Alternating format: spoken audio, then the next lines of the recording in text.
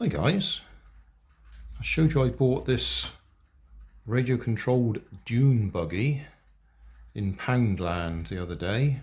It cost me £5, and I mentioned it would be a cheap way of getting hold of a transmitter and receiver to restore an old toy that you'd got, maybe your favourite old radio controlled car that you'd lost the controller for, because you can take the receiver out of that one and put it into another car.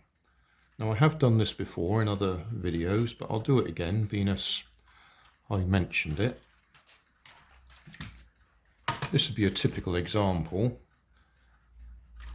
I picked this one up in a charity shop for £1, and in fact this one is infrared controlled. So I don't have an infrared controller that matches it. What we will do is we'll take the circuit board out of there, the receiver, and put it in there. It should be a straight swap. And just have a look how many batteries this one uses.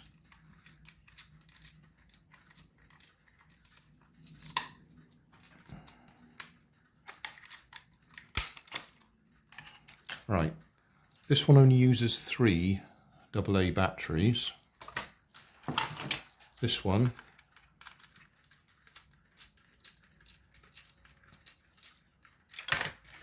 uses 4. So there might be a problem. Possible. But we'll do it anyway and see what happens. This one is expecting 6 volts. This one's only expecting 4.5 volts. If we were putting the receiver from that one into a car that's got 6 AA batteries in it, using 9 volts, then I would worry about burning out the receiver. But doing it this way round, we're actually lowering the voltage, so we'll have the problem it may not have enough power to pick up the signal. There are ways around that, but we won't go into those just now. So first thing we'll do is take this one apart.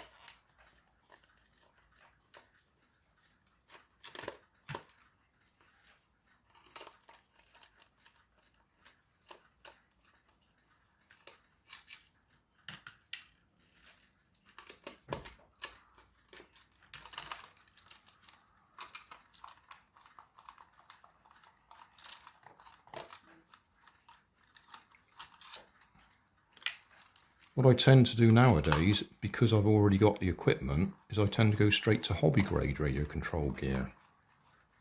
Because then you don't have a problem about matching voltages, because you can change the ESC, the electronic speed controller, to one that suits the voltage you want.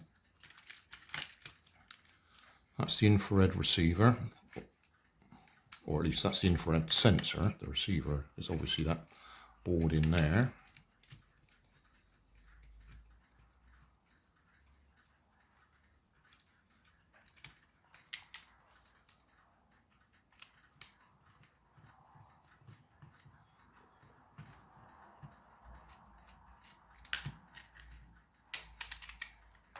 Right, so that's our infrared receiver board.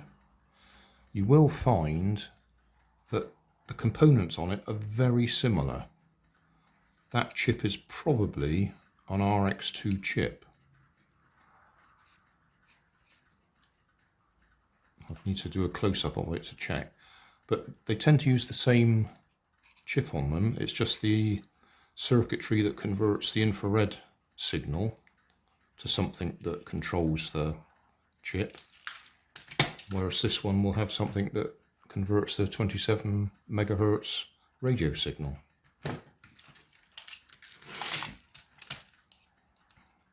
Actually, I'll leave that in place. I'll just desolder the wires when I need to, because I'm going to put it back together again when we've finished. But if I leave it there, it'll be quite easy to actually follow what's going on. If I do a close-up of this, right along the bottom here, you can see RL for right and left, and And under that one, the wires are in the way. Let's just try and move them a bit.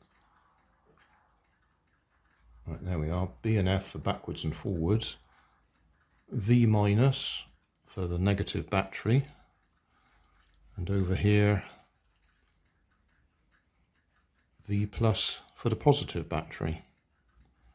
So what you usually find, red lead from the battery pack goes to the on-off switch, where here they've changed it to a black wire, and that's going to the V minus. So that's a good example of things being confusing. That's actually the negative of the battery coming up on a red wire. Normally it'd come up on a black wire. Coming up on a red wire, going to the switch, changing to black, and then going to V minus over there. And then up here, positive from the battery on the red wire, going straight to V plus on the receiver board. So I'm going to leave that there because I'm just going to desolder those wires when we want them and solder them on the ones from the other car. Let's go back to normal size. So we'll put that to one side.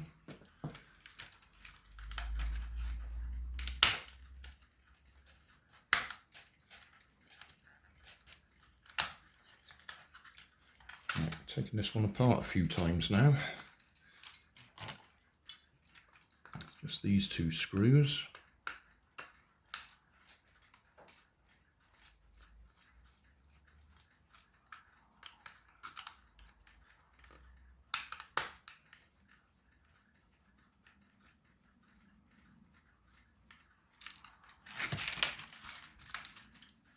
Lift that off, pull the aerial out, put that to one side, and there's our receiver board. This one's got an aerial, that one has got the infrared detector. Wires are a bit thinner on here, but they do the same thing. Let's see if we can get in close.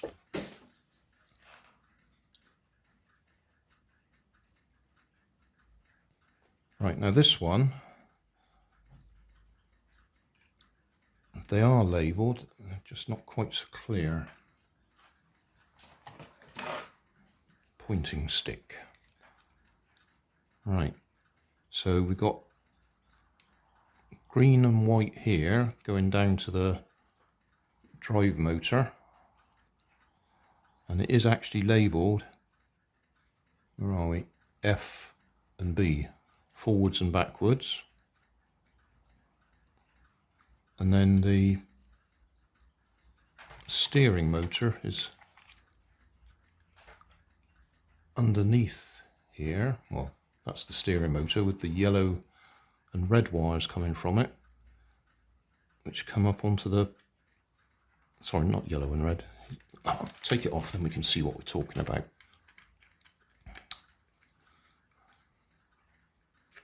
Yellow and white wires they are.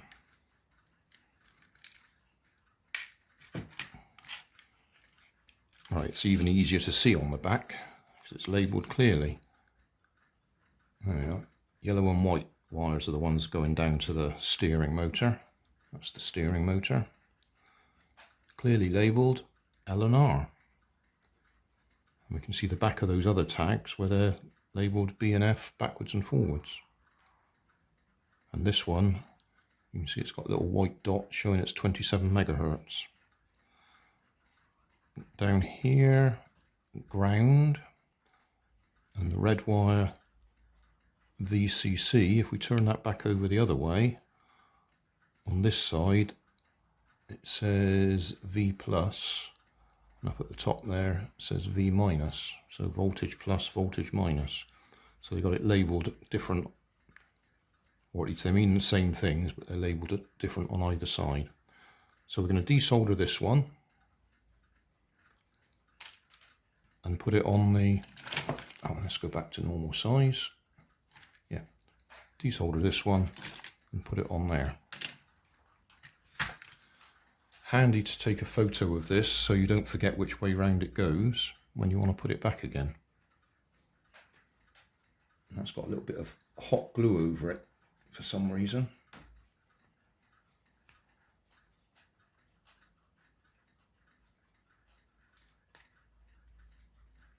Which would just be a pain when you're trying to resolder it. Anyway, I will desolder that. Hopefully my soldering iron has warmed up.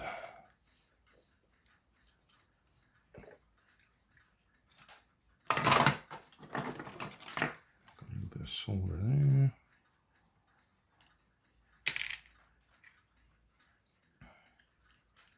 Right, we'll desolder the, can we see this? Just about.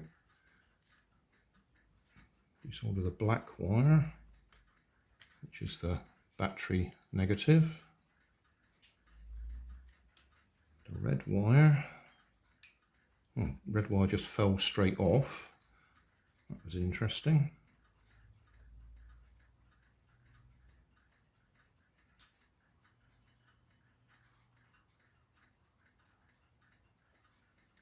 Okay, and then the yellow and the white are the left and right.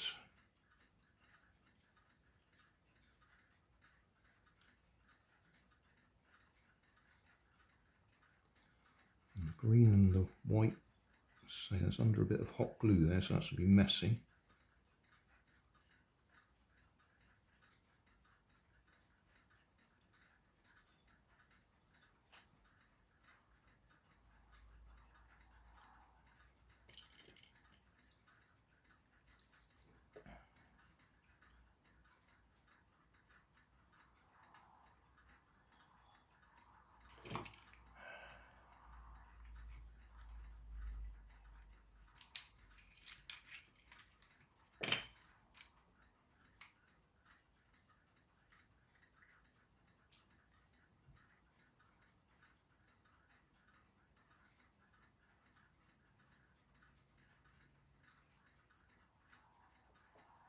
Gosh. Okay, got it off eventually. There's the hot glue melted. So, move that out the way. Bring this one across.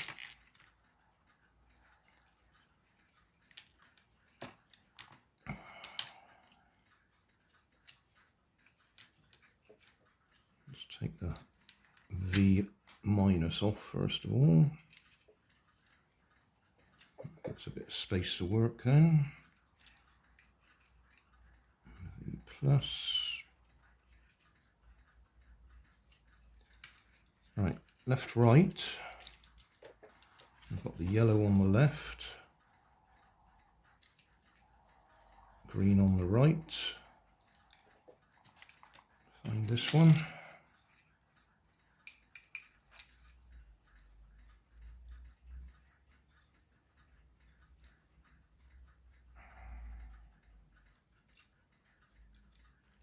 Left, right. Did I say yellow on the left?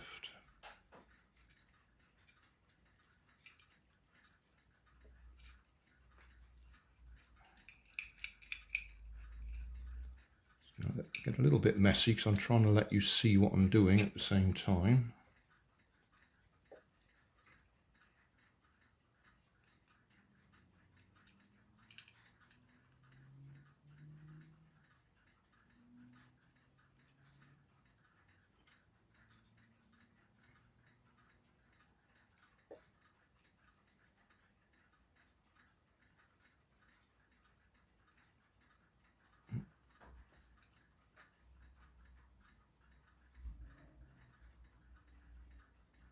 Okay, and then they've got the yellow on the forwards and the green on the backwards.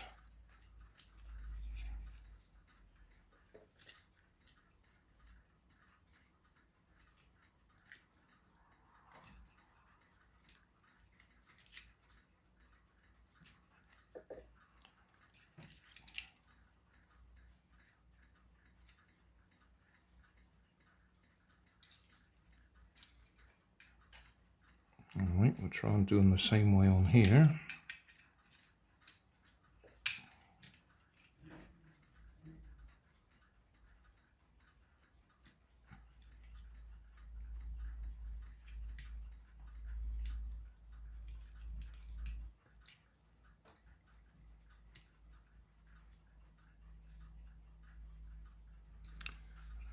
Okay, and then we want ground VCC, so that's the black one on that side.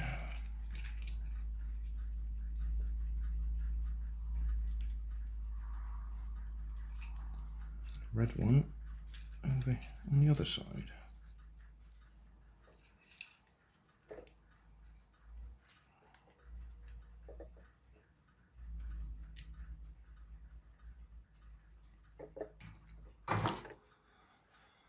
Right, with a bit of luck I'll be able to edit the video so that's a bit closer so you can see what I was doing there. Anyway, there we are, we're on. I don't know what the battery's like in that one.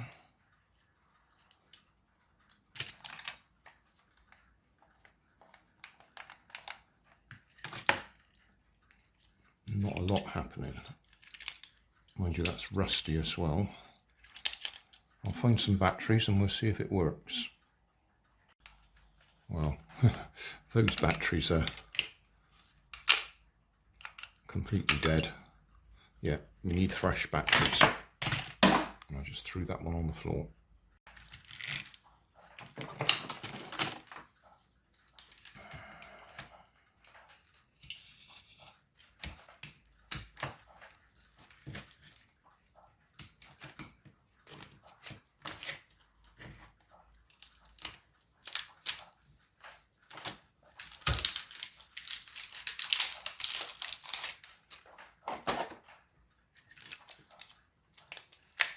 Somebody was telling me these batteries are rubbish and don't buy them. Well, this is a perfectly good example of why I buy the really cheap ones. I can put fresh batteries in, they will run for a while and then there'll be no use and I can throw them away. And it's cost me very little. If I'd have bought good quality ones, they'd have been about 10 times the price. Right. Are we on? We're supposed to be on. Still nothing's happening.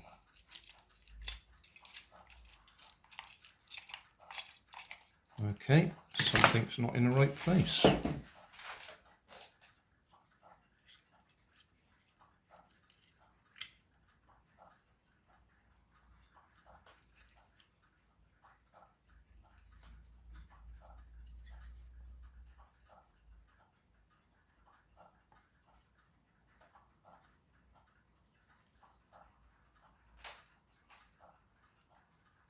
Oh, no reason for it not working.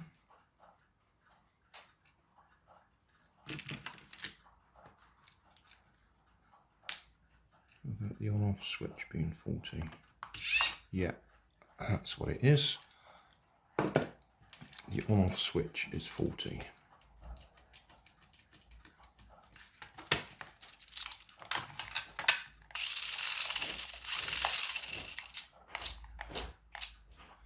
Right, so there you go. Apart from the on-off switch being faulty, which just needed a bit of rubbing backwards and forwards to free it up, we now have a working car, but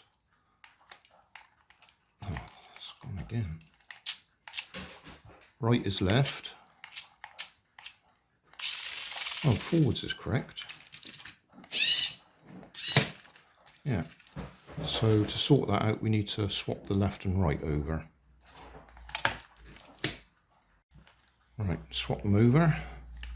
Right is now right, left is now left.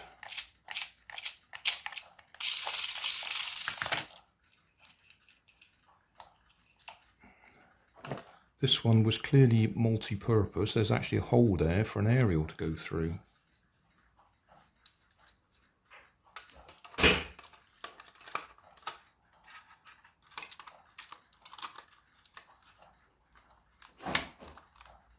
I won't bother putting the screws in, but we will just demonstrate it runs.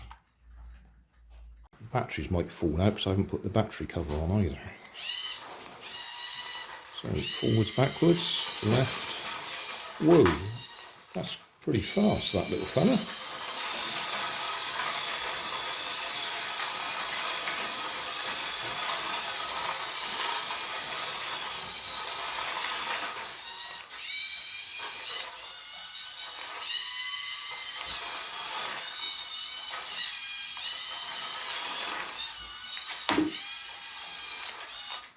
So there you go, how to convert an old car to a new radio controlled transmitter and receiver using a Poundland £5 dune buggy.